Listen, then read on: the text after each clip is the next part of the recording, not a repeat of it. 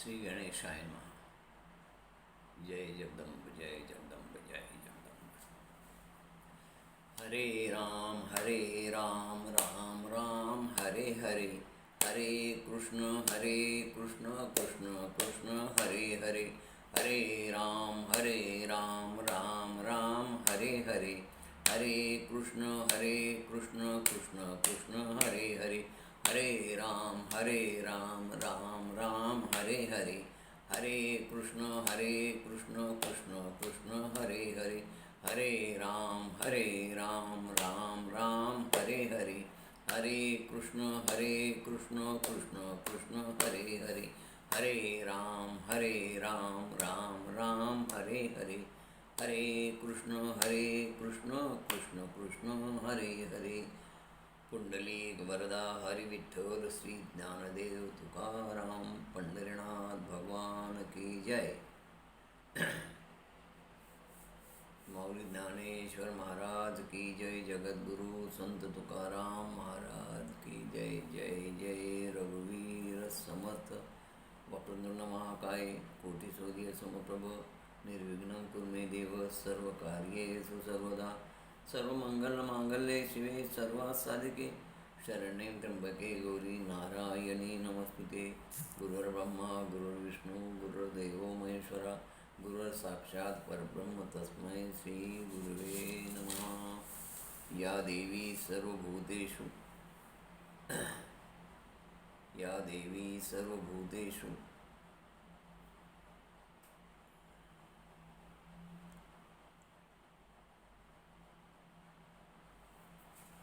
श्रीराम समस्त. या देवी सर्वभूतेषु विष्णुरूपेण संस्थिता नमस्तस्यै नमस्तस्यै नमो नमः. या देवी सर्वभूतेषु मायारूपेण संस्थिता नमस्तस्यै नमस्तस्यै नमो नमः. या देवी सर्वभूतेषु छायारूपेण संस्थिता नमस्तस्यै नमस्तस्यै नमो नमः. या देवी सर्वभूतेषु करुणारूपेण संस्थिता नमस्तस्यै नमस्तस्यै नमो नमः. या देवी सर्वभूतेषु प्रेमरूपेण संस्थिता नमस्तस्यै नमस्तस्यै नमस्तस्यै नमो नमः. या देवी सर्वभूतेषु करुणारूपेण संस्थिता नमस्तस्यै नमस्तस्यै नमस्तस्यै नमो नमः. या देवी सर्वभूतेषु निद्रारूपेण संस्थिता नमस्तस्यै नमस्तस्यै नमस्तस्यै नमो नमः. या देवी सर्वभूतेषु मातारूपेण संस्थिता नमस्तस्यै नमस्तस्यै नमस्तस्यै नमो नमः. जयाचा जगी जन्मनामात झाला. जयाने सदा वासनामात केला. जया जामुखी सर्वदा नामकीर्ती. नमस्कार त्या ब्रह्मचैतन्यमूर्ती. जरिचरिवनिधेनु आठवी वत्सनित्य. जननी करी कामे बालका पाची चित्त. तदुपरी गुरुमाये लेपुरा ठेवी प्रेम. श्री सद्गुरु रामानंद तुम्हा प्रणाम. आहे तू जननी मध्ये न कळे अज्ञान मेले करू. गाली गे मद प्रेम पाकर सदा दूरी नको गे धरू. प्रेमे वाहत मुक्त कंठ करुणे नाही तुझे वंदन. प्रल्हादा गुरुराजयानित तुम्हा माझे असो वंदन. जय जय रघुवीर समर्थ. अनंत कोटी ब्रह्मांड नायक राजाधिराज सच्चिदानंद सद्गुरु श्री ब्रह्मचैतन्य रामानंद प्रल्हाद महाराज की जय.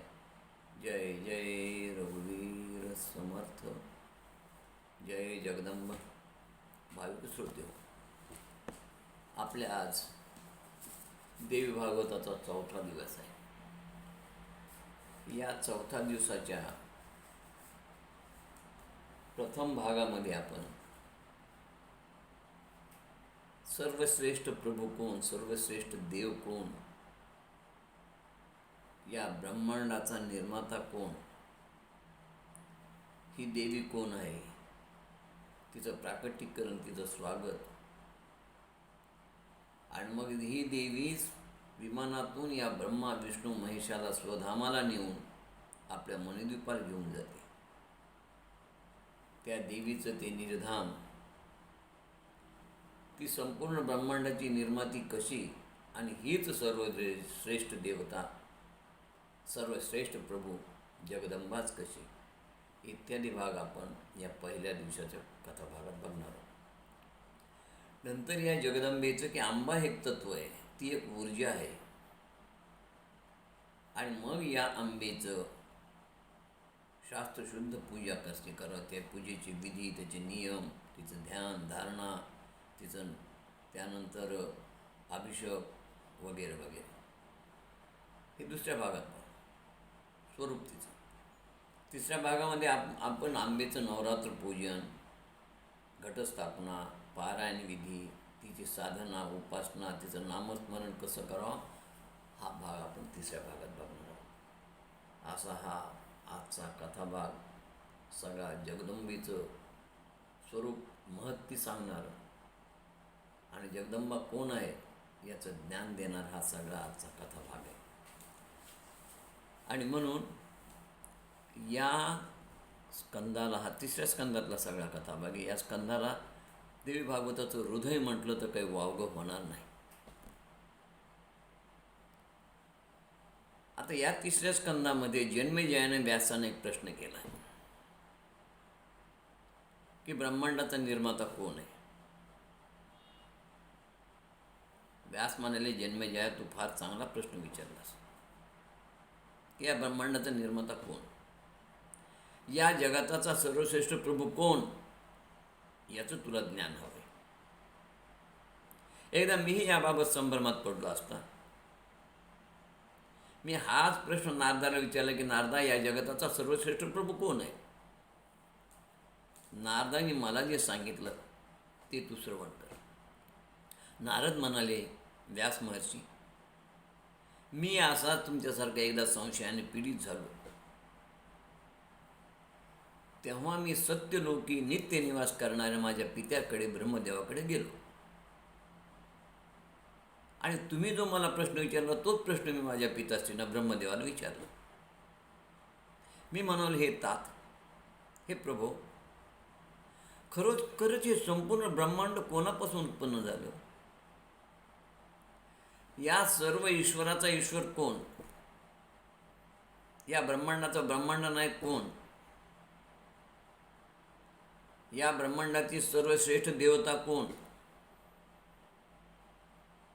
आणि मी कुणाची आराधना करावी, कोणत्या देवाची उपासना करावी, मला सर्व सांगून माझ्या संभ्रमापासून मला मुक्त करा, असा प्रश्न मी माझे पिताश्री ब्रह्मदेवाने विचारला. तेव्हाच माझे पिताश्री ब्रह्मदेव म्हणाले, अरे सुपुत्रा, अत्यंत कठीण प्रश्न तुम्हाला विचारलास. मी हा प्रश्न विष्णूला विचारला असता विष्णूलाही त्याचं उत्तर देता आलं नाही. ते तर मी तुला काय उत्तर देणार. पण जे काही मग नंतर आम्हाला जे काही पटलं, कळालं, ते मी तुला सांगतो. सुरुवातीला अनुभव घेण्या अगोदर विष्णू परमात्मा देखील या उत्तराबद्दल बोलू शकले नाही आणि मी बोलू शकले नाही. मी त्यावेळेस अगदी कोरा होतो. मला याचं ज्ञान मलाही नव्हतं की या ब्रह्मांडाचा प्रभू कोणी, पण प्रत्यक्ष जेव्हा मला याचा अनुभव आला आणि त्यावेळेस आम्हाला एक सगळं कळालं. साधारणतः संसारात नित्य रमणारे जे पुरुष आहेत, प्रवृत्ती मार्गाचे, ग्रस्ताश्रमात रममान असणारे, त्यांना आता याचं ज्ञान होणं फार कठीण आहे. पण जे पुरुष या संसारात राहून विरक्त असतात, ज्ञानमार्गाचे असतात, निवृत्ती मार्गाचे असतात, एखाद्या त्यांना मात्र याचं उत्तर ते देऊ शकतात. नारद महर्षी एकदा पूर्वी प्रलय काळानंतर चराचर सृष्टी सगळी सागरात बुडून गेली होती. म्हणजे सगळं जग प्रलयानंतर नष्ट झालं होतं. तेव्हा हे मला पंचमहाभूत कुठं दिसेना. पृथ्वी तर सगळी पाण्यात असल्यामुळे तिथं दिसतच नव्हती. त्यावेळेस मला हे चंद्र, सूर्य, वृक्ष, पर्वत काही दिसले नाही. आणि त्या प्रलयामध्ये नंतर मात्र मी एका कमळात उत्पन्न झालो. ब्रह्मदेव सांगू लागले. त्या कमळातून मी सर्वत्र पाहू लागलो. मी चिंताग्रस्त होऊन स्वतःशीच विचार करू लागलो. म्हणजे ब्रह्मदेवाला देखील प्रथम स्वतःचं स्वरूप मी कसं उत्पन्न झालं याचे ज्ञान होतं. पण जगदंबेची कृपा झाल्यानंतर त्यांना हे ज्ञान प्राप्त झालं. ती सगळी सविस्तर कथा ते या ठिकाणी सांगतात. ब्रह्मदेव शोध घेऊ लागले, मी कसा उत्पन्न झालो, या अथांग सागराचा पत्ता काय. बरं, एक नाही दोन नाही, आता पुढे ऐका, 1000 वर्षे ते फिरले पण त्यांना पत्ता लागला नाही. या उदकाने परिपूर्ण भरलेल्या महासागरात मी कुठून उत्पन्न झालो, माझं कोण रक्षण करतो, कुणी मला या ठिकाणी जन्म दिला, पुढे प्रलय काळामध्ये कोण माझा संहार करणार, आणि उदक ज्या भूमीच्या आधारावर स्थिर आहे ती पृथ्वी मला दिसत का नाही. मी ज्या कमळात उत्पन्न झालो हे कमळ कोणी निर्माण केलं. आता हे कमळ जेथून उत्पन्न झालं त्या ठिकाणाचा मी शोध घेत घेत गेलो, पण मला माझ्या या काय प्रश्नाचं उत्तर मिळालं नाही. आणि या ठिकाणी असणाऱ्या मूलभूत पृथ्वीचाही मला शोध लागला नाही. अशा प्रकारे मी 1000 वर्ष या उदकात इकडून तिकडे तिकडून इकडे फिरत होतो, पण मला कसलाच थांग पत्ता लागला नाही आणि या कमळाचं उगमस्थानही कळालं नाही. तेव्हा मी चिंताग्रस्त झालो. तोच आकाशवाणी झाली, तपश्चर्या कर, तपश्चर्या कर, तपश्चर्या कर. मी आकाशवाणी ऐकून त्या कमलामध्ये 1000 वर्षापर्यंत तपश्चर्या केली. तपश्चर्या केल्यानंतर पुन्हा मला आकाशवाणी ऐकू आली, उत्पन्न कर, उत्पन्न कर, उत्पन्न कर. मी आता गोंधळून गेलो. मी स्वतःशी विचार करू लागलो की आता मी काय उत्पन्न करू आणि कसं उत्पन्न करू. असा मनात विचार असताना माझ्या समोर मला 2 दैत्य दिसले. एकाचं नाव होतं मधु, दुसरं नाव होतं कैटभ. हे मधु आणि कैटभ युद्धासाठी माझ्यासमोर येऊन उभे राहिले. त्यांचा तो भयंकर असा देह मी पाहिला आणि मी घाबरलो.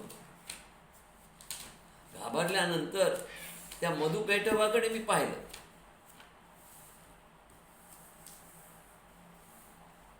आणि त्या 2 दैत्याला पाहून मला भीती वाटू लागली. आणि ती भीती वाटत असताना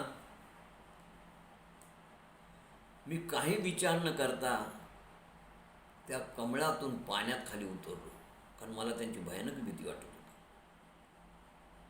मी असा विचार करलो की मला या ठिकाणी कोणी मला साथ देईल का, मला सहकार्य करेल का, या मधुकैटभापासून कोणी वाचविल का. आणि मग मी या कमळातून पाण्यात उतरलो तर मला जवळच एक श्रेष्ठ पुरुष दिसला, जो पीत वस्त्र परिधान केला होता, चांगला धष्टपुष्ट धिप्पाट होता. त्याने 9 माला धारण केली होती. त्याच्या हातामध्ये चतुर्भुज रूपात होता आणि सुंदर होता. हातामध्ये पद्मचक्र, शंख, गदा होती. मला थोडी हिंमत आहे, पण मी त्याच्या जवळ जाऊन पाहिलं, तो योग निद्रेच्या अधीन झालेला होता. शेषरूपी मंचकावर शयन करीत होता. असा तो दुसरा तिसरा कोण नव्हता, तो विष्णू भगवंत होता. माझ्या लक्षात आलं. तो झोपेत असताना पाहून मी जरा काळजीत पडलो आणि माझ्या लक्षात हे राक्षस तर माझा पिच्छा सोडत नाही, काय करावं अशी चिंता माझ्या मनात उत्पन्न झाली. मी त्या विष्णू भगवंताला जागवण्याचा प्रयत्न केला, पण तो जागे होत नव्हते. आणि तेव्हा माझ्या लक्षात आलं की ज्या जगदंबेनं मला आकाशवाणीतून सांगितलं तप कर, तप कर, तिचंच आपण मनात चिंतन करावं, तिलाच विनंती करावं, हे माते तू मला मदत कर आणि या निद्र रूपेतून त्या विष्णूला जागे कर. आणि म्हणून त्याने हात जोडले आणि हात जोडून त्याने त्या देवीचं स्तवन केलं, प्रार्थना केली, या देवी सर्व भूतेषु निद्रा रूपेण संस्थिता. हे निद्रा रूप निर्माण करणारी, निद्राधीन करणारी माते, तू या विष्णूला या निद्रेतून जाग कर, योग निद्रेतून त्याला जाग कर, म्हणजे तो मला सहकार्य करेल. असं म्हटल्याबरोबर, तपश्चर्या केल्याबरोबर त्या विष्णूच्या देहापासून ती जगदंबा प्रकट झाली. विष्णूच्या बाजूला उभी राहिली, मी प्रत्यक्ष पाहिलं. आणि मी तिला हात जोडले, मी तिला नमस्कार केला, मी त्या जगदंबेचं स्वागत केलं. बघा, भागवतामध्ये प्रथम जगदंबेचं प्राकट्यकरण झालं आणि ती जगदंबा फक्त ब्रह्मदेवाला दिसली. आणि बस दिसल्याबरोबर त्याने तिचं हात जोडून स्वागत केलं. स्वागतम अंबे, सुस्वागतम अंबे, स्वागतम अंबे, सुस्वागतम अंबे. आंबेचं स्वागत केलं त्याने. आणि स्वागत केल्याबरोबर ती अंबा तिथून अदृश्य झाली.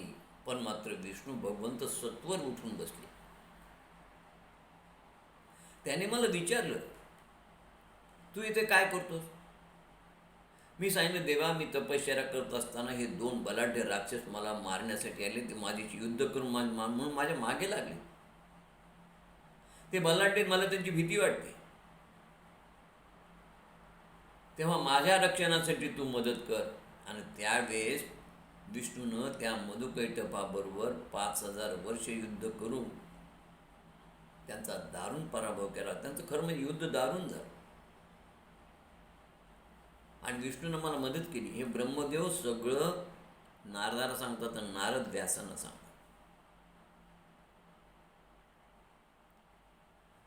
मी प्रत्यक्ष पाहिलं की भगवान विष्णूनं मांडी विस्तृत करून त्या मांडीवर त्या दैत्यांना वध केला. त्याच रुद्र तिथे प्रकटले. मी रुद्राला विष्णूला विचारलं की ही देवी कोण होती, जी आता काही क्षणापूर्वी इथं प्रकट झाली होती, ती अदृश्य झाली. खरं म्हणजे मला अजूनही कळत नव्हतं की या भूमंडाचा निर्माता कोण आहे. या विष्णूला, या रुद्राला मला निर्माण करणारा कोण आहे, उत्पन्न करणारा कोण आहे, हे मी रुद्राला आणि विष्णूला विचारलं. माझं अज्ञान होतं. तेव्हा विष्णू म्हणाले, एक माझा अंदाज आहे म्हणाले, मला अजून तितकंसं खरं माहीत नाही, पण मला वाटतं जी देवी तुला दिसली, ज्या देवीनं मला निद्रेतून जागं केलं, ती देवीच सर्वश्रेष्ठ या ब्रह्मांडाची निर्मिती असावी, तीच या भूमंडळाला उत्पन्न करणे असावी, तीच आम्हाला जन्म देणारी असावी, असा माझा अंदाज. मी काय आज निश्चित सांगू शकत नाही म्हणून. आणि त्याकरता आपण एक काम करू म्हणाले, त्या देवीचीच मुक्त कंठाने स्तुती करू. आणि ती देवी प्रकट झाल्यानंतर तिलाच आपण आपल्या शंका कुशंका प्रश्न विचारू. असं म्हणून त्या तिन्ही देवतांनी, ब्रह्मा विष्णू महेशांनी हात जोडले आणि त्या जगदंबेची प्रार्थना केली. सर्व मंगल मांगल्ये शिवे सर्वात साधिके शरण्ये त्र्यंबके गौरी नारायणी नमस्तुते. अशा बरोबर तिची स्तुती केल्याबरोबर तिनं आमच्या तिघावर कृपा केली. ती प्रकट झाली. ती म्हणाली, ब्रह्मदेवा, विष्णू आणि महेश्वरा, आता तुम्ही नित्य सावध राहा आणि माझा ऐका. माझा तुम्हाला आदेश आहे, माझी तुम्हाला आज्ञा आहे. या ब्रह्मदेवाने या सृष्टीची उत्पत्ती करावी. या प्रलयानंतर विष्णूने तिचं रक्षण करावं आणि योग्य काळी या महेश्वराने तिचा संहार करावा. हे देवेश्वरांनो, तुम्ही तिघे आता आपापली नित्याचे कार्य करत राहा. या 10 महादुष्ट दैत्यांचा तर मी वध केला आहे.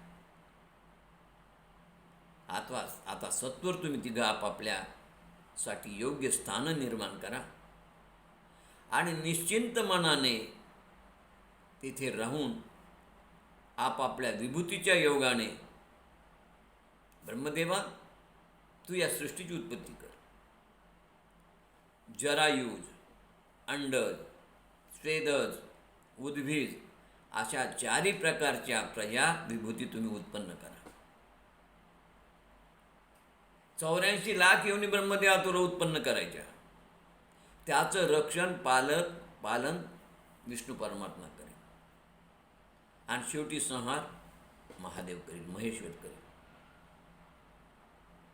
चला, आता तुम्ही आपापल्या कामात स्थिर व्हा. ब्रह्मदेव म्हणे, नारदा, त्या जगदंबेचं मधुर भाषण ऐकून आम्ही तिघही परेशान झालो. आम्ही म्हणाल तिला हात जोडून, हे महामाये, तुझे हे कार्य करायला आम्ही खरंच असमर्थ आहोत. ब्रह्मदेव म्हणाले, सगळ्यात अवघड माझी बाजू आहे, माझं कार्य. मी या सृष्टीची उत्पत्तीच कशी करू याचं मला ज्ञानच नाही.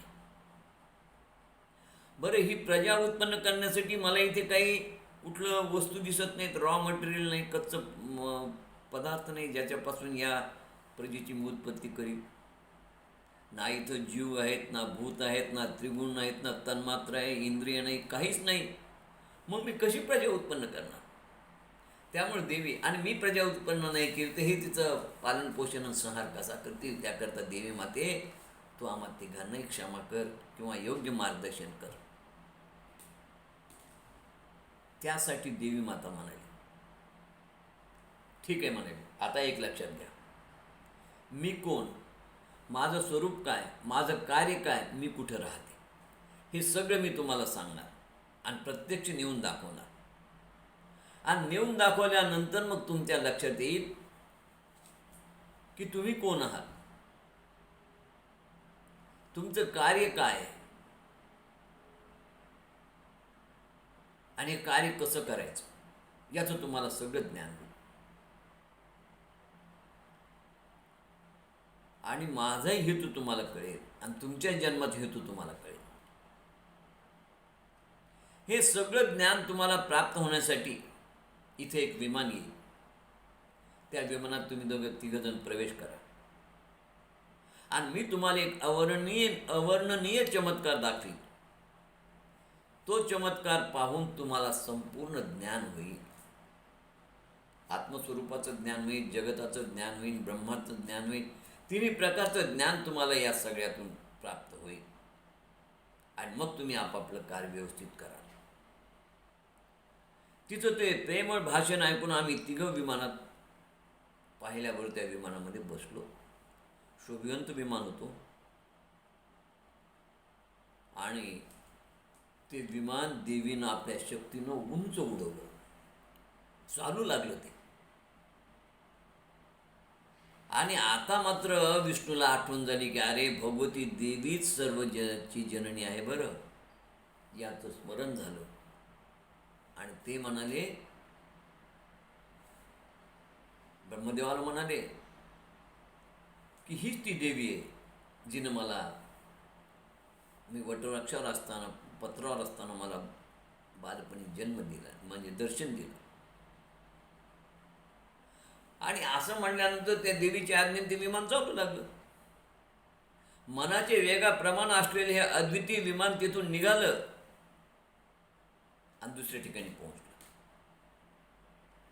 त्या ठिकाणी यांनी विस्तृत असं जल काही कुठं दिसलं होतं. जसं ज्या भूतलावून यांचं विमानानं उड्डाण घेतलं त्या ठिकाणी सगळा प्रलय झालेला होता, पृथ्वी पाण्यात बुडाली होती, जलच जल होतं. पण इथं विमान थांबलं, तिथं जल कुठंच नव्हतं. आणि त्यामुळे सगळे आश्चर्यचकित झाले की आपण ज्या ठिकाणी होतो, जिथं विमानं बसलो, तिथं सगळीकडे पाणीच पाणी होतं, पण इथं पाण्याचा थेंबही नाही. उलट त्या ठिकाणी अनेक प्रकारचे सुंदर वृक्ष होते, वन होते, कोकिळ पक्ष्यांचं ज्या ठिकाणी कुंजन चाललेलं होतं, त्या पक्ष्यांच्या आलापानी ते सगळं नादमय झालेलं होतं. सगळ्या वृक्षांना उत्तम फुलांनी लगडून मोहर आलेला होता. आणि तिथे पृथ्वी होती आणि त्या पृथ्वीवरती पर्वत, वन, विपुल उद्यानं,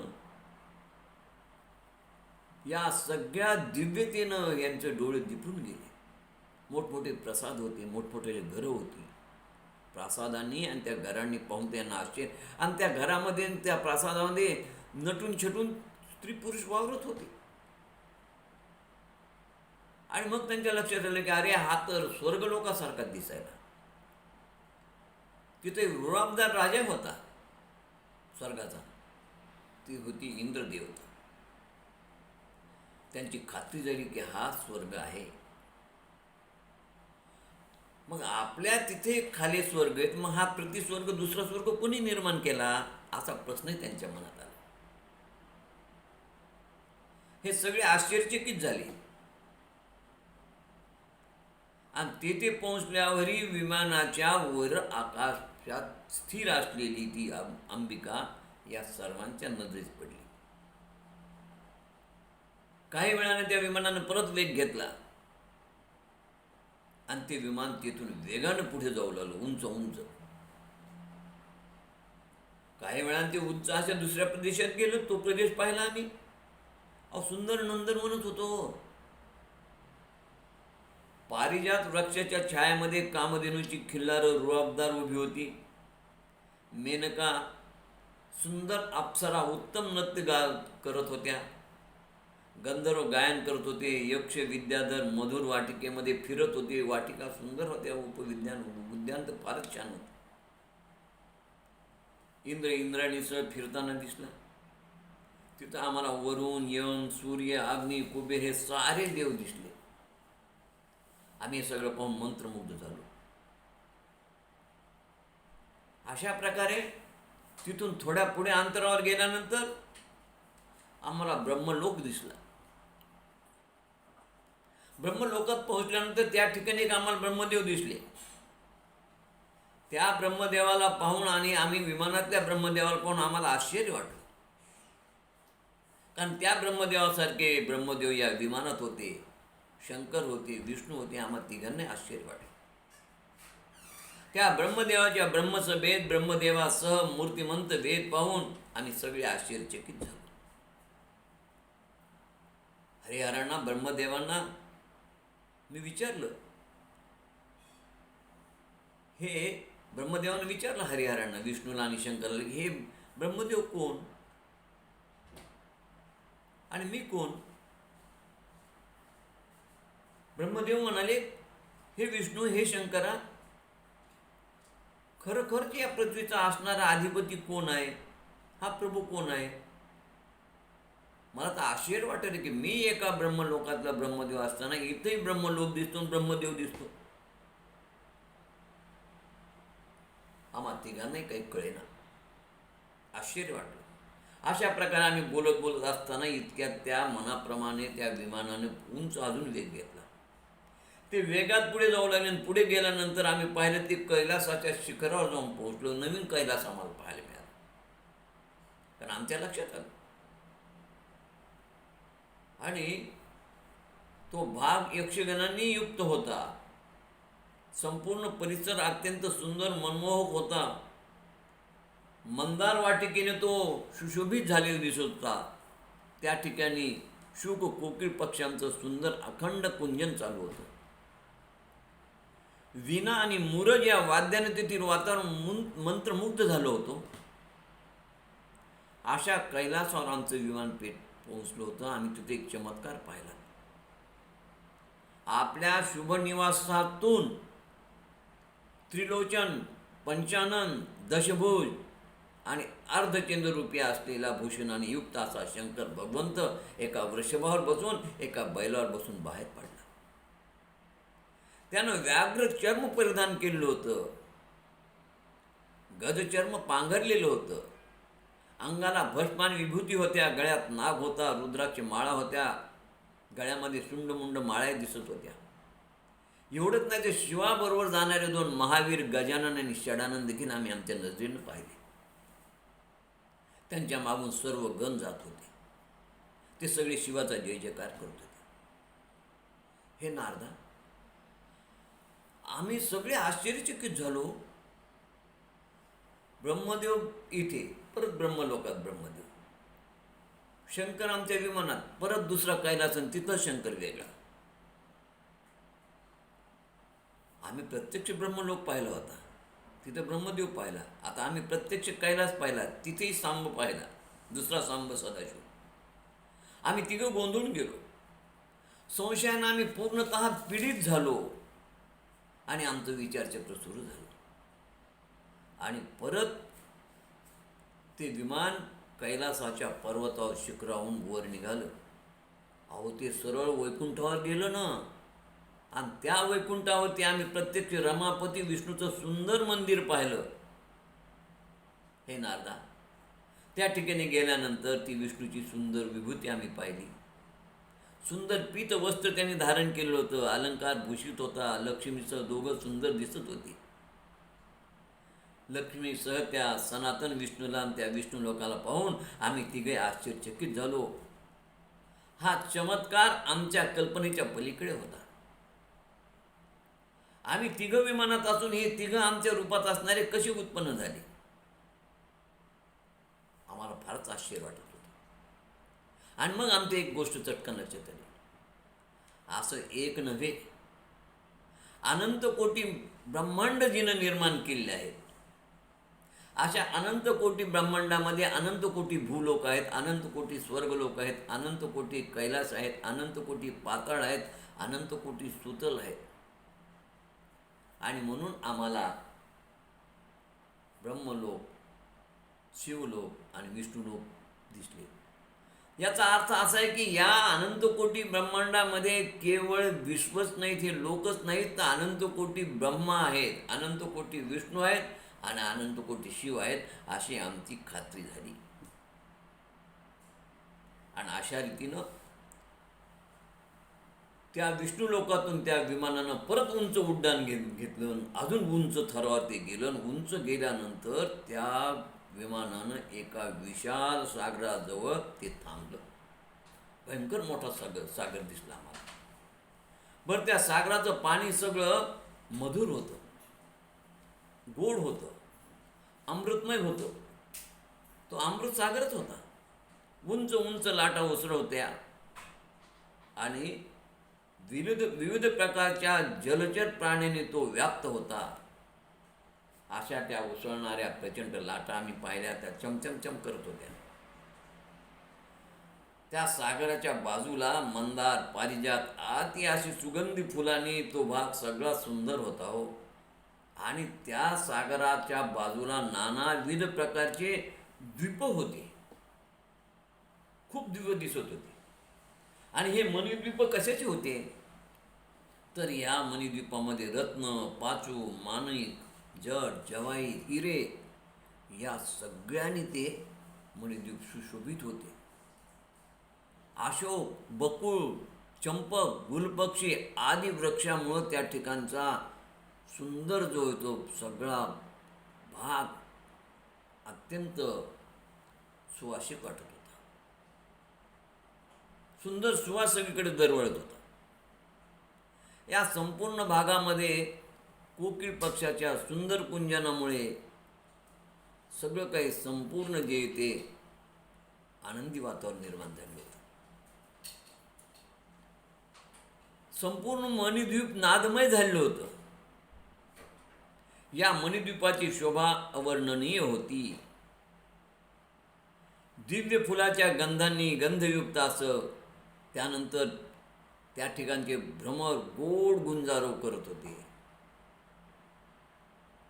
अत्यंत सुशोभनीय असं ते मणिद्वीप होतं. फळाची कुठली कमतरताच नव्हती. रत्नाचं द्वीप होतोय. आणि अशा प्रकारे या मणिद्वीपावरती आम्हाला कुठं रेती दिसली नाही, वाळू दिसली नाही. वाळू ऐवजी, रेती ऐवजी सगळीकडे रत्नच रत्न होते. आम्ही अनेक ठिकाणी जाताना वेगवेगळे सागर पाहिले. भूतलावर खारा सागर आहे. विष्णू परमात्मा ज्या ठिकाणी शयन करत होते त्या ठिकाणी मधुकैटभाच्या वधाच्या वेळेस तो जो सागर होता तो क्षीरसागरावर ते झोपलेले होते. म्हणजे आम्ही खारा सागर पाहिला, क्षीरसागर पाहिला, परंतु हा अमृत सागर होता, गोड सागर होता. असा सागर आम्ही कुठेच पाहिलेला नव्हता. आणि ज्या सागराची रेत सगळी रत्नाची होती, वाळू नव्हतीच. आणि आमच्या लक्षात आलं, अशी ही जगदंबा, अशी ही अंबिका ही अनंत कोटी ब्रह्मांड निर्माण करते, म्हणून तिला अनंत कोटी ब्रह्मांड नायिका म्हणतात. आणि तिचं जे धाम आहे हे मणिद्वीप तिचं धाम आहे, ज्या ठिकाणी रत्नाचे द्वीप आहेत, सुशोभित वातावरण आहे, कोणत्या गोष्टीची कमीच नाही, स्वर्गापेक्षा उत्तम स्थान आहे. आणि मग आम्ही पाहिलं की त्या द्वीपामध्ये अगदी मध्यभागी एक सुंदर मंच होता, अद्भुत. आणि अनेक अमूल्य रत्नांनी तो मंच सजवलेला होता. त्या मंचकाला इंद्रधनुष्याच्या रंगाप्रमाणे वेगवेगळ्या रंगाची रत्ने, हिरे, पाचू जळवलेली होती. आणि त्या अद्भुत मंचावर एक सुंदर स्त्री बसलेली होती. भव्य मंच होता आणि ती स्त्री देखील भव्यच होती. तिची वस्त्र आभूषण सुंदर होती, तिचे नेत्र सुंदर होते, तिच्या अंगकांतीची प्रभा कोट्यावधी विद्युल्लतेसारखी दिव्य चमकत होती. ती अत्यंत सुंदर लावण्यवती दिसत होती. लक्ष्मीपेक्षा कोटीपटीने तिची कांती अधिक सतेज होती. तिची कांती सूर्यबिंबाप्रमाणे तळपत होती. तिच्या हातावरील मुद्रा, पाश, अंकुश, हस्तरेषा उठावदारपणे स्पष्टपणाने दिसत होत्या. हास्य हेच तिचं भूषण होतं. स्मित हास्य करत होती. अशी ती भव्य दिव्य देवी, अशी ती भव्य दिव्य स्त्री आम्ही आजपर्यंत कुठेच पाहिली नाही. आणि आश्चर्य हे की तेथील पक्षीगण रिंकाराचा जप करत होते. गुंजन रिंकाराच जप. ओम ऐम रीम क्लीम, तर रीम रीम रीम रीम असं त्यांचं गुंजन चालू होतं. रीम रीम रीम रीम रीम. ती नवयवना कुमारिकेप्रमाणे सुंदर, दिव्य, सतेज दिसत होती. बाबा धिप्पाड होती. तिने परिपूर्ण श्रंगार आणि वेश धारण केला होता. तिच्या चेहऱ्यावर मधुर मंद हास्य झळकत होतं. तिच्या देहावरती अनेक रत्न, हिरे, पाचूनी मढवलेले अलंकार होते, ते तिला शोभून दिसत होते. सुवर्णाच्या वाटी, बाजूबंद, रत्नजडीत मुकुट, कानातील रत्न कुंडल तिला अत्यंत उत्तम शोभून दिसत होते. हो. आणि तिच्या भोवती असणाऱ्या अनेक स्त्रियांचे समुदाय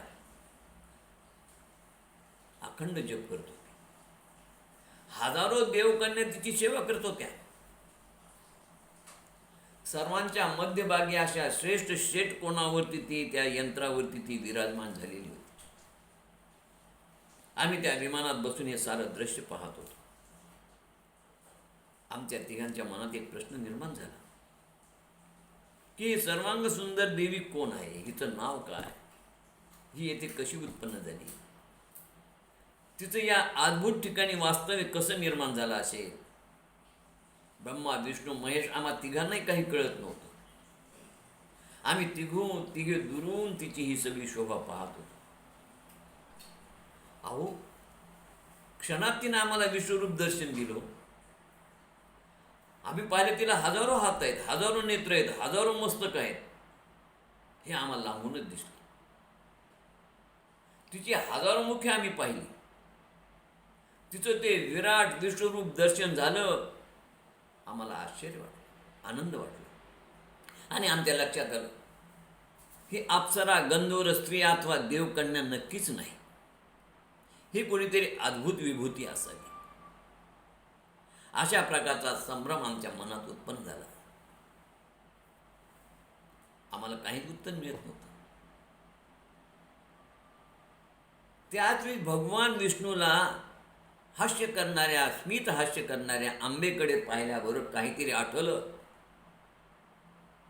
आणि ते म्हणाले, हे लक्षात घ्या, म्हणाले, महेश्वरा आणि ब्रह्मदेवा, ही भगवतीच आपल्या सर्वांची करती आहे. तीच आम्हाला उत्पन्न करणारी आहे आणि तीच आम्हा सर्वाचं कारण आहे. हीच महाविद्या आहे, हीच महामाया आहे आणि हीच संपूर्ण असून हिचं अवयव आणि हीच प्रकृती आहे. पण अल्पबुद्धी लोकांना हिचं सामर्थ्य, हिचं ज्ञान माहीत नाही. ही आम्हा सर्वांना उत्पन्न करते.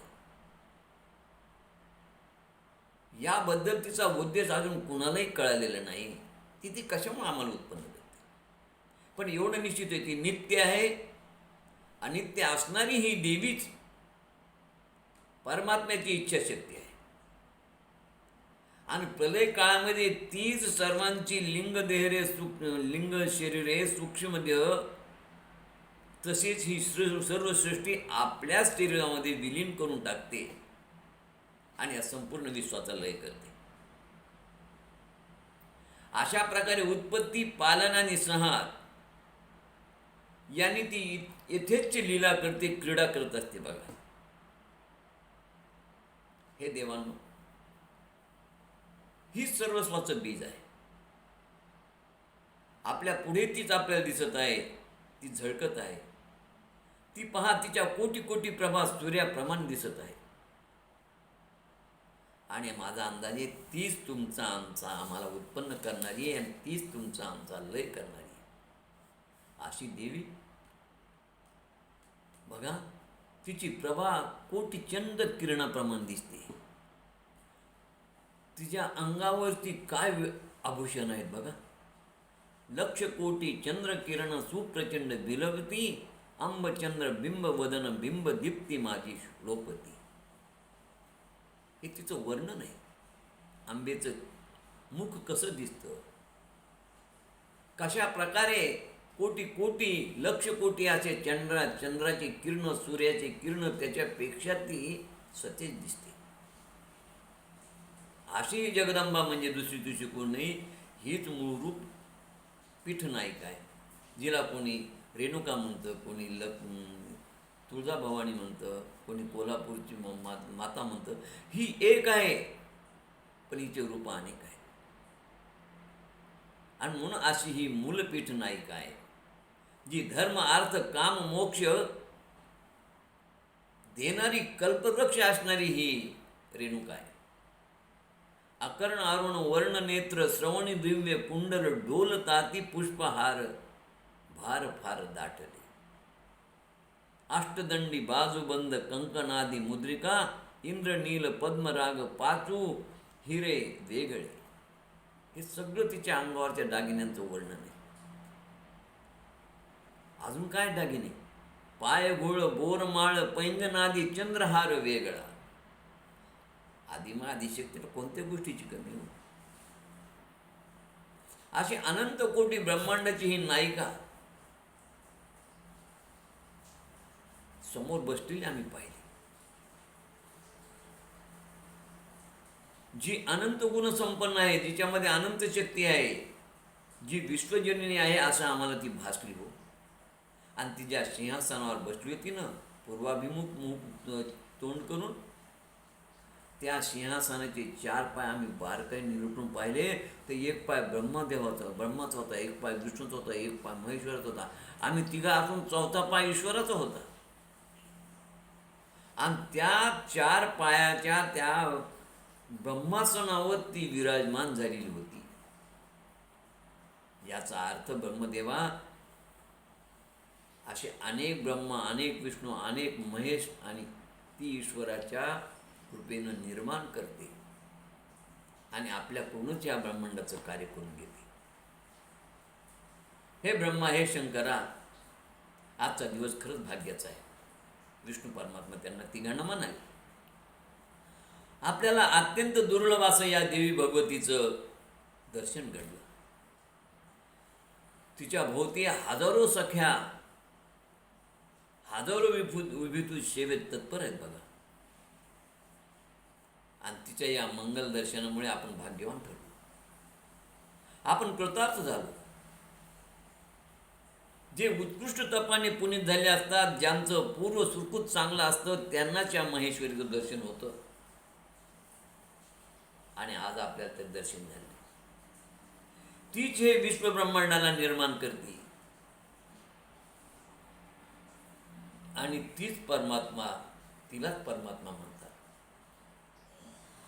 हे सगळं तिचं मनद्वीप पाहिल्यानंतर, तिचं स्वरूप, तिचं कार्य आणि तिनं आम्हाला काय उत्पन्न केलं याचं आम्हाला ज्ञान आता झालेलं आहे. हे जे जगत आहे ना, हे जगत तिचीच माया आहे रे बाबांनो. विष्णू परमात्मा महादेवानं ब्रह्मदेवाला सांगतात आणि तिच्या मायेनेच हे जगत निर्माण होतं. पण हे जगत मिथ्या आहे, ही तिची लीला आहे. आणि या जगताला निर्माण करण्याला कारणीभूत ती ब्रह्मदेवा तुला निर्माण करायला होते. या मिथ्या जगताचं पालन पोषण मला करायला होते आणि या मिथ्या जगताचा संहार ती महादेवाला करायला होते. ही तिची सगळी त्या आदिमायेची सगळी माया आहे, तिची शक्ती आहे. आणि तीच या अनंत कोटी ब्रह्मांडाला निर्माण करते. आपण फक्त एका ब्रह्मांडाचे पालक, संहारक, उत्पादक आहोत. आपल्यासारखे एक ब्रह्मांड तिनं आपल्याला विमानातून दाखवलं. असे अनंत कोटी ब्रह्मांड, त्या प्रत्येक ब्रह्मांडात माझ्यासारखा विष्णू, तुझ्यासारखा ब्रह्मदेव, याच्यासारखा शंकर, असे अनंत कोटी ब्रह्मा, अनंत कोटी विष्णू, अनंत कोटी शंकर जी निर्माण करते, एवढ्या विशाल जगताची ती माता आहे. आणि मला हे सगळं आठवलं. मी जेव्हा प्रथम बाल्यावस्थेमध्ये होतो त्यावेळी ही देवी मला पाण्यावर, त्या वटपत्रावरती तिनं मला दर्शन दिलं. ती मला आनंदानं झोके देत होती. ही महाश्रेष्ठ देवी त्यावेळेस मला म्हणाली. ती मला त्या महासागरात दृष्टीला पडली.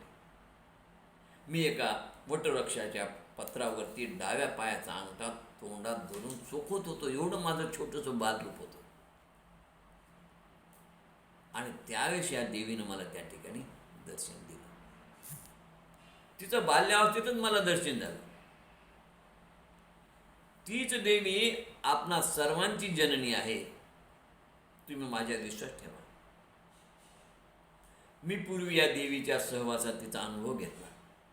मला आता ते सगळं स्मरण होत आहे. म्हणून परत सांगतो, हीच आपली जननी आहे. हीच सर्वश्रेष्ठ परमेश्वरी आहे. आणि अशा रीतीनं आपण तिला शरण जाऊया. आता मात्र तिघांची खात्री पडली की आम्हाला उत्पन्न करणारी आदिशक्ती. आणि हे सगळं तत्त्वज्ञान या ठिकाणी ब्रह्मदेवानं नारदाला सांगितलं. नारद हे व्यासानं सांगत आहेत. आपलं विष्णूला सांगा, व्यासानं सांगत आहेत. आणि व्यास जन्मेजयाला सांगतात की या ब्रह्मांडाची नायिका ही कशी. म्हणजे ज्यावेळेस नारदा, म्हणजे हा प्रश्न जन्मेजयानं व्यासाला विचारला, व्यासांच्या मनात संभ्रम निर्माण झाला. व्यासाने नारदाला विचारला, नारदाच्या मनातच संभ्रम होता. नारदाने ब्रह्मदेवाला विचारलं, ब्रह्मदेवाच्या मनामध्ये संभ्रम होता. ब्रह्मदेवाने विष्णूला विचारलं, विष्णूच्या मनातही संभ्रम होता. ब्रह्मा, विष्णू, शंकर, महेश यांना याचं काही ज्ञान नव्हतं. पण अंदाज त्यांचा होता की ही आदिशक्तीच असावी. म्हणून तिचं स्तवन केलं. स्तवन केल्यानंतर ती तिथं प्रकट झाली. प्रकट झाल्यानंतर ब्रह्मदेवानं सांगितलं की माते, मला आकाशवाणीतून ऐकलं, मी उत्पन्न करू. मी सृष्टी कशी उत्पन्न करू? आम्हाला कोणी उत्पन्न केलं? आमचं कार्य काय? त्यावेळी जगदंबेने हेच दाखवलं की तुम्ही निमित्त आहात. करती मी आहे. ब्रह्मांडाची नायिका मी आहे. आणि हे सगळं ज्ञान होण्यासाठी त्यांना तिनं त्या विमानात बसून ब्रह्मलोक, शिवलोक आणि विष्णुलोक दाखवून स्वतःच्या मणिद्वीपाला नेऊन मणिद्वीपाचं स्थान तिचं काय आहे आणि ती कशा रीतीनं अनंत कोटी ब्रह्मांड निर्माण करते, या सगळ्याचं ज्ञान या तिघांना आता झालं. आणि आता त्यांचा पक्का विश्वास झाला की ही देवीच आपली सर्वस्व आहे. ही माताच हीच आपली जननी आहे. आणि म्हणून म्हणाले विष्णू की आपण तिला विनम्र भावाने नमन करत करत तिच्याजवळ जाऊ. कारण हीच सर्वश्रेष्ठ महामाया आहे आणि तीच या जगताचं कारण आहे. आपण तिला शरण जाऊ, म्हणजे ती आपल्याला वर देऊन आपल्यावर कृपा करेल. आपण अत्यंत निर्मळ आणि निर्भय मनाने तिच्याजवळ जाऊया आणि मुक्त कंठानं तिचं स्तवन करूया. समजा इथे दारावर उभ्या असलेल्या सेविकांनी, ज्या स्त्रिया सेविका आहेत, त्यांनी आपल्यापर्यंत देवीपर्यंत जरी समजा जाऊ दिलं नाही, मध्येच रोखलं आणि अलीकडे थांबवलं, तर आपण तिथेच थांबू. तिथे थांबून आपण त्या जगदंबेची स्तुती करू, स्तवन करू. विष्णूंनी सांगितल्याप्रमाणे हे तिघं जण देवीकडे जाण्यासाठी विमानातून खाली उतरले. हे सगळं त्यांनी विमानातून पाहत होते. बरं, आता खाली उतरले, आता अजून उतरले नव्हते. आणि उतरून ते त्या भगवतीच्या दाराजवळ आले आणि त्यांना पाहता देवी भगवती गालातल्या गालात हसली, स्मित हास्य केलं. आणि स्मित हास्य तिनं केल्याबरोबर या तिघांच्या लक्षात न येण्याच्या अगोदरच हे तिघं जण सत्वर स्त्री रूपधारी झाली. जगन्मातेनं हसली आणि यांना स्त्री केलं. त्याच वेळी सुंदर वस्त्र अलंकारी विभूषित आम्ही स्त्रिया झालेलो दिसलो. एकमेकाकडे पण आम्ही थोडं लाजलो. पण नंतर आम्ही त्या भगवतीजवळ जाऊन पोहोचलो. त्या देवीच्या सगळ्या सख्या सर्वांग सुंदर देवता होत्या. काही स्त्रिया उत्तम स्वरात गायन करत होत्या, तर काही वाद्य वाजत होत्या, काही नृत्य करत होत्या. त्या सर्वजणी विविध कलांनी देवीची उपासना करत होत्या. नारदा, तिथे आम्ही जाऊन पोहोचलो. ब्रह्मदेव सांगले बरं. आम्ही तिथे एक अद्भुत प्रकार पाहिला. देवीच्या प्रत्येक बोटातील नखामध्ये आरशाप्रमाणे पांढरशुभ्र काहीतरी आम्हाला भासत होतं. दर्शन घेतल्यानंतर आम्ही त्या देवीची त्या नखरूपी दर्पणामध्ये, नखाच्या पांढऱ्या शुभ्र दर्पणात आम्ही काय पाहिलं? एक नाही, दोन नाही, न मोजण्या इतके अनगिनत अनंत कोटी ब्रह्मांड आम्हाला त्या जगदंबेच्या नखाच्या अर्ध्या बोटामध्ये दिसले. थोडे नाही, अनंत कोटी ब्रह्मांड होते. बरं, त्या नखामध्ये मी दिसलो, विष्णू, रुद्र, ब्रह्मदेव, वायू, यम, वरुण, चंद्र, इंद्र, सूर्य, यमराज, त्वेष्टा, कुबेर, पर्वत, नद्या, डोंगर, म्हणजे जड चेतन सगळं सगळं सगळं सगळं ब्रह्मांडच आम्हाला तिथे दिसलं. धबधबे, गंधर्व, अप्सरा, नारद, तुंबरू, अश्विनी कुमार, वशु, पितर, शेष, नाग, पाताळ, भूतल, ब्रह्मलोक, कैलासलोक, विष्णुलोक आणि सर्वच्या सर्व त्या देवीच्या एका नखाग्रात, नखाच्या अग्रभागात, अग्रटोकात आम्ही पाहिलं. जसं कृष्ण परमात्मानं वसुदेवाने देवकीला पूर्ण ब्रह्मांड आपल्या मुखात दाखवलं, तसं या जगदंबा मातेनं नखाच्या अर्ध्या टोकामध्ये सगळं ब्रह्मांड यांना दाखवलं. ब्रह्मदेवाला, विष्णूला आणि महादेवाला. आणि एक नाही तर कोट्यावधी ब्रह्मांड दिसले. ब्रह्मदेव म्हणाले, अरे नारदा, ज्यातून मी उत्पन्न झालो ते कमळ पण मला दिसलं रे. मी चतुर्भुज रूपात इकडे तिकडे फिरताना मला दिसलो. विष्णू शंकर तर तिथे होतेच, पण मला त्या ठिकाणी मधुकैटभ राक्षसी दिसले. हे नारदा, त्या जगदंबेच्या नखामध्ये सर्व विश्व ब्रह्मांड आम्हाला दिसलं. आणि मी मनसीत म्हणालो, हे काय मी अद्भुत पाहतो, हे कसं शक्य आहे? मला भ्रम तर झाला नाही ना? म्हणून मी विष्णूला, शंकरालाही विचारलं. पण त्यांनाही हे दिसत होतं, त्यांना हे पाहून आश्चर्य वाटलं. सर्व निरीक्षण झाल्यानंतर आमच्या तिघांचं ठाम मत झालं, ही भगवती देवीच सर्व विश्वाची माता आहे. त्यानंतर सुंदर अशा त्या मणिद्वीपात देवीच्या अनेक लीला आम्ही पाहिल्या. पाहता पाहता पाहता पाहता आमचे 100 वर्षे कशी निघून गेले हे आम्हाला कळायला. 100 वर्षाचा काळ झाला. पण एकच आहे, या जगदंबेच्या मणिद्वीपात गेल्यानंतर आम्हाला स्वस्वरूपाचं ज्ञान झालं, जगदंबेचं ज्ञान झालं, जगदंबेच्या मणिपुराचं ज्ञान झालं आणि या जगताचं ज्ञान झालं. आणि या भगवतीच्या अनेक लीला आम्ही पाहिल्या.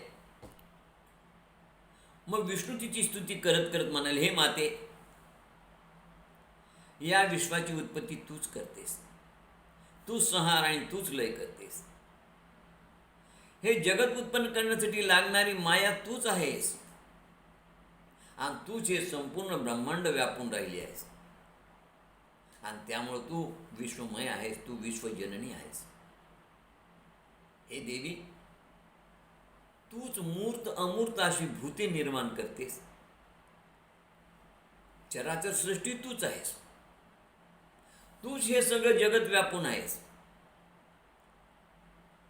ज्ञानी लोक हे सगळं मानतात की तुझ्या शक्तीशिवाय हे चराचर सृष्टी नाहीच आहे. 84 लाख योनीतील कोणताही जीव तुझ्या शक्तीशिवाय काहीच करू शकत नाही, तुझ्या कृपेशिवाय काहीच करू शकत नाही. तू सर्वांना ही शक्ती प्रदान करतेस.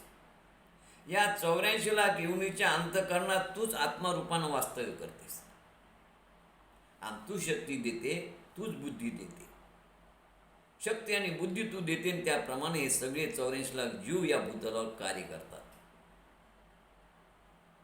या भूताला निर्माण करण्यासाठी तूच ब्रह्मदेवाला शक्ती देतेस, त्यांचं पालनपोषण करणारी शक्ती तूच विष्णूला देतेस, त्यांचा संहार करण्याची शक्ती तूच महादेवाला देतेस. मधुकैटभ नावाच्या दैत्यापासून खरे तर तूच आमचं रक्षण केलंस. माते, तू किती ब्रह्मांड किती निर्माण केलेस, किती विष्णू निर्माण केलेस, किती ब्रह्मदेव निर्माण केलेस, किती शंकर निर्माण केलेस, तुझे तुलाच नाही. त्याची आम्हाला मोजदाद करता येत नाही, कोणी त्याची मोजदाद करू शकत नाही. माते, तू आम्हाला आमच्यासारखा विष्णू महेश शंकर दाखविलास. अशी किती अनंत कोटी ब्रह्मांड तू निर्माण करत असतील. हे माते, या ब्रह्मांडातील प्रत्येक ब्रह्मांडातील उलाढाली तू जाणतेस, आणि तू सर्वत्र चराचर सृष्टीत आहेस. जळी स्थळी काष्टी पाशाने तू भरलेली आहेस, आणि या जगताचा शेवटे तूच करणार आहेस. देवी, तुझं सामर्थ्य अपरंपार आहे. आम्ही तिघही उत्पत्ती स्थिती लय करतो ते तुझ्यामुळेच. आम्ही केवळ निमित्त आहोत. हे कार्य करण्यास आम्ही समर्थ नाहीत, पण हे तुझ्या सामर्थ्याने आम्ही हे कार्य करतो. माते, सूर्यसुद्धा तुझ्यापासूनच प्रेरणा घेऊन जगताला प्रकाश देतो. मी विष्णू, हा ब्रह्मा, हा शंकर, केवळ तुझ्यामुळे आम्ही जन्माला येतो आणि हे सगळं कार्य करतो. आम्ही शाश्वत नाही. मग हे जग कुठून शाश्वत असणार? हे इंद्रदेव कसे शाश्वत असणार? माते, तूच या विश्वाची जननी असून तू नित्य आहेस, सनातन आहेस, प्रकृती आहेस. हे देवी, तू खरोखरच विद्या संपन्न पुरुषाची विद्या आहेस. बलवान पुरुषाची तू शक्ती आहेस. तूच कीर्ती, तूच कांती, तूच लक्ष्मी, हे सगळे तुझेच रूप आहेत. हे माते, या मोहरूपी अहंकारातून तू आम्हाला तार, यासाठी आम्ही तिघे तुला शरण आलो आहोत. हे देवी, आम्हा तिघाचाही तुला नमस्कार असो. हे मनोकामना पूर्ण करणारी देवी, हे कल्याणी, तूच आम्हाला नित्य ज्ञानरूपाचा प्रकाश दाखव. आणि अशा रीतीने त्यांनी देवीची स्तुती करून विष्णू भगवंत हे तिघजण त्या ठिकाणी देवीसमोर हात जोडून उभे राहिले, आणि त्या तिघांनी देवीची त्या ठिकाणी स्तुती करायला सुरुवात केली. जयंती, मंगला, कांती, भद्रकाली, कपालिनी, दुर्गा, क्षमा, शिवा, धात्री, स्वाहा, स्वधा, नमस्तुते. आणि जगदंबेची त्यांनी स्तुती केली. ते म्हणाले, आम्ही तुझ्यापासून निर्माण झालो, तुझ्या कृपेनंच आम्ही जगदाची उत्पत्ती, स्थिती आणि लय करतो. तू एक नाही, अनंत कोटी ब्रह्मांडाची नायिका आहेस. माते, आंबे, तूच पंचमहाभूते निर्माण करते, तूच अहंकार निर्माण करतेस, तूच तन्मात्रा निर्माण करतेस, तू रजसत्व तम गुणाची उत्पत्ती करतेस. ब्रह्मा विष्णू यांच्या कल्पनेतून निर्माण होणारं जगत म्हणजे वास्तविक तूच आहेस. हे माते, सामान्य अज्ञानी जन ब्रह्मदेवाला सृष्टीची उत्पत्ती करणारं मानतात, विष्णूला पालन पोषण करणारं मानतात, आणि शिवाला संहार करणारं मानतात. पण प्रत्यक्ष हे सगळं कार्य तूच करते. ब्रह्मा विष्णू महेश मात्र फक्त निमित्ते आहेत. हे माते, विष्णू म्हणाले, आम्ही तुझ्या लोकात येताना आम्हाला अनेक ब्रह्मांड दिसले. आम्हाला येताना ब्रह्मलोक दिसला, शिवलोक दिसला, विष्णुलोक दिसला. ब्रह्मलोकात एक ब्रह्मदेव कार्यरत होते, तर आमच्या विमानात एक ब्रह्मदेव होते. शिवलोकात शिव, तर विमानात एक शिव. विष्णू लोकात विष्णू, तर विमानात एक विष्णू. हे देवी, ही ब्रह्मांडे, ही ब्रह्मा विष्णू महेश कोणी उत्पन्न केले? हे माते, तू आम्हाला मार्गदर्शन कर. तूच यासाठी समर्थ आहेस, सर्व शक्तिशाली आहेस, आणि आम्ही तिघं यासाठी समर्थ नाही. आम्हाला जे सामर्थ्य प्राप्त होतं ते तुझ्यामुळेच होतं. मधुकैटभ सारखे राक्षस आम्ही मारू शकत नाही, ते तुझ्या मदतीनंच मारले गेले. तूच या अनंत कोटी ब्रह्मांडाला निर्माण करणारे असून या प्रत्येक ब्रह्मांडात एक ब्रह्मा, एक विष्णू, एक शिव तूच निर्माण करते. हे रहस्य आता आमच्या लक्षात आलं. तुझ्या कृपेनंच ब्रह्मा सृष्टीची उत्पत्ती करतो, विष्णू तिचं पालन करतो आणि शिव म्हणाले मी तिचं संहार करतो. हे माहेश्वरी, तू स्त्री आहेस का पुरुष आहेस, हा माझ्या मनामधला संभ्रम येतो तू दूर कर माते आणि आम्हाला मार्गदर्शन कर. ब्रह्मदेव नारदाला म्हणाले, हे नारदा, याप्रमाणे आम्ही देवीला प्रश्न विचारला. आम्ही विनय भावाने तिच्या पुढे नम्र झालो तेव्हा देवी म्हणाली, मी आणि परमात्मा, देवीनं स्वतःचं स्वरूप सांगितलं. मी आणि परमात्मा, परमात्मा म्हणजे पुरुष, परमात्मा म्हणजे काळाचा काळ, परमात्मा म्हणजे ब्रह्म. तो ब्रह्म आणि मी एकच आहोत, आमच्यात मुळीच भेदभाव नाही. जो परमात्मा आहे तोच मी, जी शक्ती आहे तीच मी. परमात्मा, पुरुष, काळाचा काळ, ब्रह्म आणि मी, याच्यामध्ये भेद नाही. पण अज्ञानामुळे लोक आमच्यात भेद करतात. असेल थोडासा अत्यंत सूक्ष्म भेद असेल, मेल फिमेल, पण बाकी इतर कुठला भेद तुम्हाला पाहायला मिळणार नाही. पण तो सूक्ष्म भेद सोडला आणि ज्ञाते जाणकार तेवढाचा तो भेद जाणतात आणि माझीच उपासना करतात. कारण त्यांना हे ज्ञात आहे की परमात्मा, पुरुष, ब्रह्म, काळाचा काळ हा काही कार्य करत नाही. कार्य करते ती ही आदिमायादी शक्ती, आणि म्हणून सगळे माझी उपासना करतात. एक लक्षात घ्या, हे सनातन ब्रह्म नित्य आहे, अद्वितीय आहे, एकच आहे. परंतु सृष्टीच्या उत्पत्तीच्या वेळेस हेच ब्रह्म, हाच पुरुष, हाच काळाचा काळ द्वैत होतो. आणि त्या द्वैताला एक प्रकृती म्हणजे मी आणि दुसरा पुरुष म्हणजे परमात्मा, परब्रह्म मानतात. याचा अर्थ मी आणि परमात्मा एकच आहोत. केवळ सृष्टीच्या उत्पत्तीच्या वेळेस आम्ही द्वैत दोन रूपात दिसतो तुम्हाला, आम्ही एकच आहोत. सृष्टीच्या उत्पत्तीच्या वेळेस स्त्री आणि पुरुष, खरं म्हणजे स्त्री पुरुष नपुंसक असे भेद मानले जातच नाहीत. पण हा भ्रम आहे बुद्धीचा, हा विकल्प आहे. यापैकी कुणीच काही नाही, सगळेच ब्रह्म आहे, सारं ब्रह्म आहे. स्त्री पुरुष हा भेद वेदांताला तर मान्यच नाही. वेदांच्या दृष्टीनं सगळे आत्मा आहेत. या देवी सर्व भूतेषु बुद्धिरूपेण संस्थिता.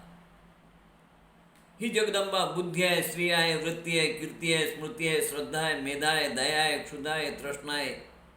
ही सर्व देवीचीच रूप आहे. या देवी सर्व भूतेषु क्षमा रूपेण संस्थिता. नमस्तस्यै नमस्तस्यै नमो नमः.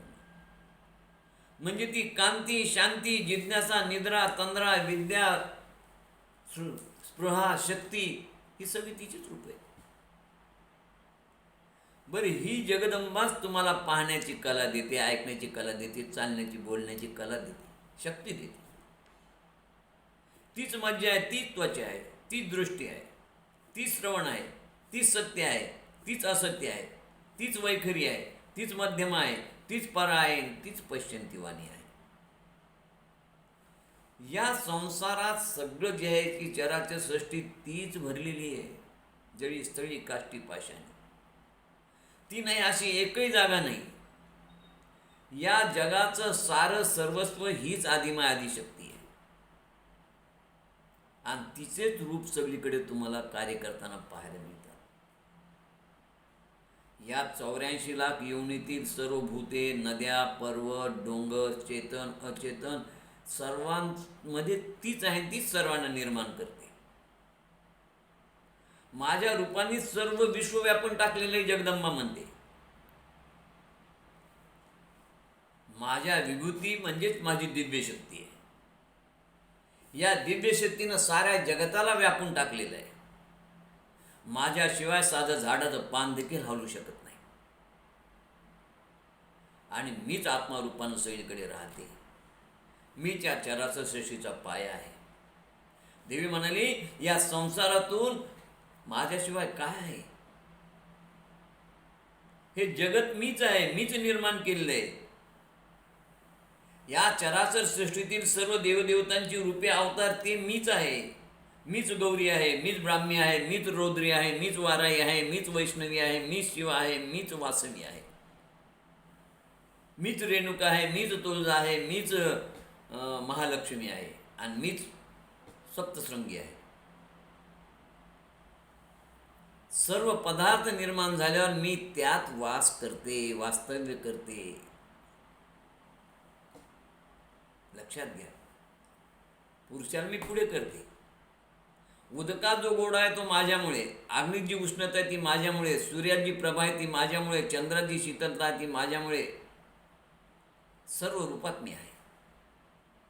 ब्रह्मदेवा, या संसारातील कोणत्याही मात्रातला जर मी त्या प्राणीमात्राचा त्याग केला तर तो प्राणी कधीच चलनवलन करणार नाही.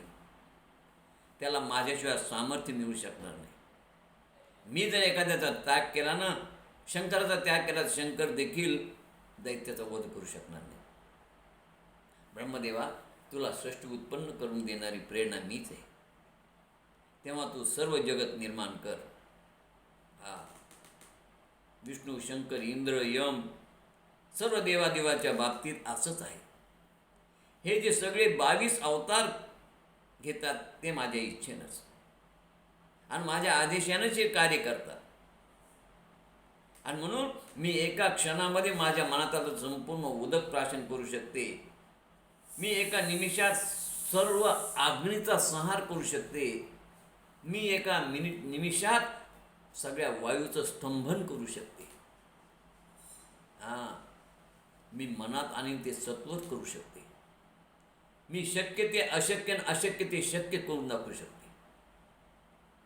या सृष्टीच्या उत्पत्तीत प्रथम महत्त्व, नंतर बुद्धी. महत्त्वत्व म्हणजेच बुद्धी. प्रथम बुद्धी म्हणजे महत्त्वत्व, त्यानंतर अहंकार. हे अहंकार तामस, सात्विक, राजस 3 प्रकारचे आहे. या सृष्टीतून निर्गुणात्मक पद्धतीनं 84 लाख योनीच्या प्रत्येक जीव या 3 गुणांनी युक्त असतो. सत्व, रजतम. सत्वगुण उत्तम आहे. पूर्वसंचिताप्रमाणे हा गुण कार्य करत असतो. याने सगळ्यामध्ये हे 3 गुण आहेत.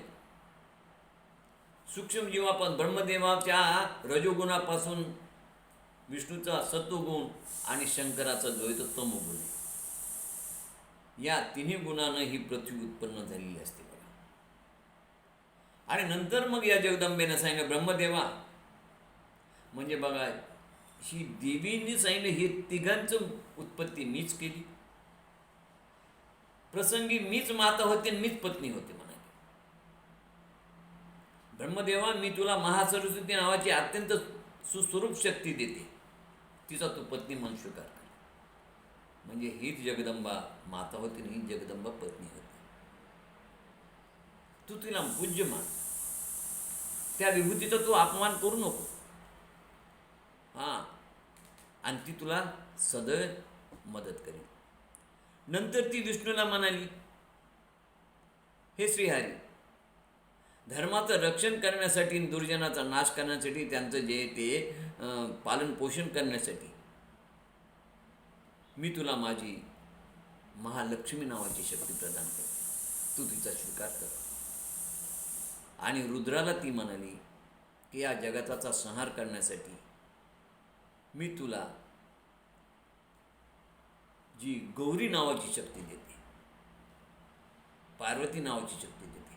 अशा रीतीने ब्रह्मदेवाला सावित्री सरस्वती, ब्रह्मदेवाला सरस्वती, विष्णूला लक्ष्मी महालक्ष्मी आणि महादेवाला गौरी किंवा पार्वती अशा 3 शक्ती तिनं प्रदान केल्या. जगदंबा म्हणाली की केवळ ह्या 3 शक्ती नाही, तर वाराही मीच आहे, वैष्णवी मीच आहे, गौरी मीच आहे, नारसिंह मीच आहे, सदाशिवी मीच आहे, सदाशिवा मीच आहे. अशा प्रकारे या 3 शक्ती ब्रह्मा विष्णू महेशाला तिने प्रदान केल्या. आणि प्रदान करून त्यांनी सांगितलं जगदंबेनं की तुम्ही भूतलावर जाऊन ह्या लीला करा. शंकराच्या ठिकाणी तमोगुण,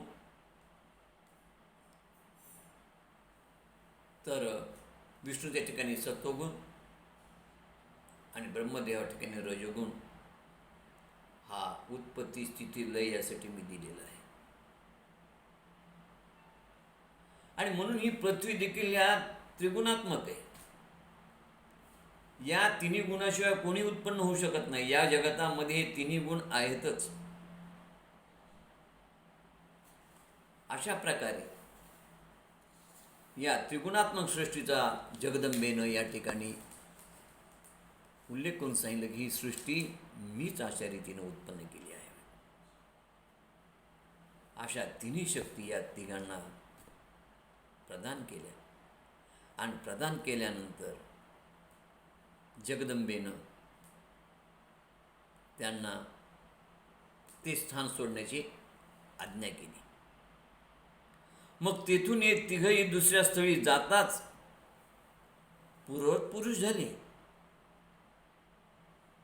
ते दिव्य विमान, ते द्वीप, ती परादेवी, तो सुधासागर हे सोडून ज्या ठिकाणी ते आले होते त्या ठिकाणी देवी विमान येऊन पोहोचलं. क्षीरसागरावर ज्या ठिकाणी मधुकैटभाचा यांनी वध केला होता त्या ठिकाणी आले. अथांग जलसागर होता सगळा. आणि अशा ठिकाणी या ठिकाणी ते येऊन पोहोचले. अशा रीतीनं ब्रह्मा विष्णू महेशाला जगदंबेनं स्वस्वरूपाचं ज्ञान, ती कोण आहे, तिचं कार्य काय आहे, तिच्या ब्रह्मांडाची प्रमुख श्रेष्ठ नायिका कशी आहे, हे सगळं सांगून या तिघांच्या मार्फत ती कसं हे ब्रह्मांडाचं कार्य करून घेते, असे अनंत कोटी ब्रह्मांड तिनं कसे निर्माण केले आणि ती कसं निर्माण करते, या सगळ्या गोष्टीचं ज्ञान ब्रह्मा विष्णू महेशाला या जगदंबेनं स्वतः सांगितलं, करून दिलं. आणि त्यामुळे यांना स्वस्वरूपाचं ज्ञान झालं, जगताचं ज्ञान झालं आणि परमेश्वराचं ज्ञान झालं, ब्रह्मांडाचं ज्ञान झालं. आणि आता त्यांचं मत झालं की या सर्व श्रेष्ठ देवतामध्ये श्रेष्ठ प्रभू कोण आहे, तर आदिमाय आदिशक्ती. आदिमाय आदिशक्ती सर्वश्रेष्ठ कशी, तर तीच या ब्रह्मांडाला उत्पन्न करणारी आहे. ज्याला आम्ही ब्रह्म म्हणतो हा काळाचा काळ आहे, हा पुरुष आहे. आणि ज्याला प्रकृती म्हणतो ती स्त्री आहे. पण पुरुष प्रकृतीशिवाय सृष्टीची उत्पत्ती होत नाही. म्हणून हा ब्रह्म, हा काळाचा काळ, हा पुरुष, परमात्मा परमेश्वर हा द्वैत रूपात होता. जगताची उत्पत्ती करण्यासाठी यालाच माता आणि यालाच पिता व्हावं लागतं, यालाच स्त्री यालाच पुरुष व्हावं लागतं. आम्ही भागवताच्या कथेमध्ये, वराह अवताराच्या कथेत आम्ही पाहिलं की ब्रह्मदेव ज्यावेळेस सगळी सृष्टी उत्पन्न करायला सांगतात, यांना पण कोणी सृष्टी उत्पन्न करत नाही, तेव्हा ते चिंताग्रस्त होतात. आणि चिंताग्रस्त झाल्यानंतर ते त्या आदिमायाचं चिंतन करत असतानाच एकदम त्यांच्याच देहाचे 2 भाग होतात. म्हणजे कोण आहे, मूळ पुरुष ब्रह्म आहे, ब्रह्मदेव आहे. ब्रह्मदेवापासून स्त्री आणि पुरुष प्रकट झाले, ज्याला भागवतात मनु आणि शत्रुपा म्हटले. आणि मनु आणि शत्रुपा यांच्यापासून मैथुनी प्रक्रियेनं मग त्यांना 3 मुलं 2 मुलं, मग सृष्टीची उत्पत्ती सुरू झाली. मग वराह भगवंतानं पृथ्वीवर काढली. तर ही जी मूळ कथा आहे, त्या मूळ कथेमध्ये जो ब्रह्मा असणारा, जो परमात्मा, पुरुष, आदिपुरुष, काळाचा काळ, हा ज्या जगताची उत्पत्ती करण्यासाठी, या मायावी लीला करण्यासाठी, क्रीडा करण्यासाठी तो स्वतःचा द्वैत होतो, म्हणजे 2 भाग करतो. आणि त्याच काळाच्या काळात त्या ब्रह्मालाच एक स्त्री आणि एक पुरुष म्हणलं जातं. आणि म्हणून ही अधिष्ठात्री असणारी आदिशक्ती, बरं हा पुरुष हा सृष्टी उत्पत्ती करतो, पण केल्यानंतर तो फक्त साक्षी रूपानं हृदयामध्ये राहतो, काही करत नाही. पण सगळं कार्य करणारी ही आदिशक्ती आहे. मायेनं तीच जगत उत्पन्न करते, मायेनं तीच क्रीडा घडवती, मायेनं तीच सगळं कार्य करून घेते.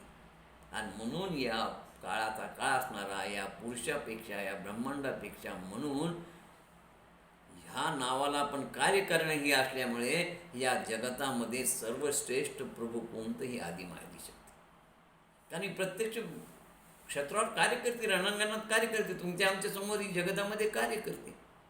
परमात्मा पुरुष फक्त 2 भाग होतो, बरं ही त्याचाच भाग आहे की, त्याचाच अंग आहे की. आणि पुढे मग कालानुरूप ही सृष्टी अशा प्रकारे पुढे उत्पन्न झाली. मग कश्यप आदितीपासून मग पुढे देवता होत गेला. आजही तुमच्या घरातला पुरुष आणि स्त्री हे दोघंही त्या ब्रह्माचे स्वरूप आहे. आणि त्यांच्यापासूनच आपल्या घरामधला हा संसाराचा हा गाडगं किंवा ही प्रजोत्पत्ती होत असते. अशा रीतीने यातून एकच आमच्या लक्षात येतं की सर्वश्रेष्ठ देवता जर कोण असेल तर ती म्हणजे आदिशक्ती भगवती. ही त्या व्यासांच्या जन्मजयाच्या प्रश्नाचं उत्तर देण्यासाठी एवढा सगळा कथाभाग इथपर्यंत व्यासांनी सांगितलेला आहे. झालेली कथा त्या श्रेष्ठ असलेल्या जगदंबेच्या चरणी समर्पित करू आणि कथेला पूर्णविराम देऊ. जय जगदंब जगदंब जगदंब जगदंब जगदंब जगदंब जगदंब.